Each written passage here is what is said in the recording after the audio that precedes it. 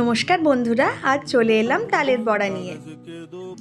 কে কে তালের বড়া খেতে ভালোবাসো অবশ্যই কিন্তু জানিও। বাজার থেকে একটা তাল কিনে আনলাম, তারপর তালটা ভালো করে ধুয়ে নিলাম, তারপর ছালটা ছাড়িয়ে নিলাম, তারপরে একটু জলের ছিটে দিয়ে ঝুড়ির সাহায্যে লোদটা বের করে নিলাম। আর অন্যদিকে একটা পাত্রে সুজি ভিজিয়ে রেখে দিয়েছিলাম আর চালগুড়ি ভিজিয়ে রেখেছিলাম। এবার একসাথে তালের লোদ দিয়ে দুটোকে মিশ্রণ করে নিব। অপর দিকে কিছু কাজু বাদাম কুচিয়ে রেখেছিলাম, নারকেল কুচিয়ে রেখেছিলাম আর বড় এলাচ থেতো করে আর পানমৌরি একসাথে দিয়ে পরিমাণ মতো চিনি দিয়ে লবণ দিয়ে মাখাতে থাকলাম। মাখতে মাখতে দেখলাম একটু তরল লাগছিল, মানে একটু নরম ছিল, মানে আপনাদের যদি তাই লাগে একটু ময়দা মিশিয়ে দিতে পারেন। তাই আমি একটু ময়দা মিশিয়ে নিলাম, দেখলাম একদম পারফেক্ট হয়ে গেছে, দেখতেও পাচ্ছেন আপনারা একদম পারফেক্ট।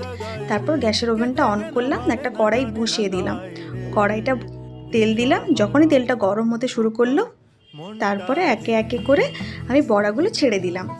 দেখতেই পাচ্ছেন আমি বড়াগুলো সব ছেড়ে দিয়েছি আর বড়াগুলো ভাজাও হয়ে আসছে, লাল লাল হয়ে আসছে। আমার বড়া একদম রেডি। কেমন হলো অবশ্যই একটা কমেন্ট করে সবাই জানিও, আর যদি ভালো লাগে একটা লাইক করে দেবেন। Thank you.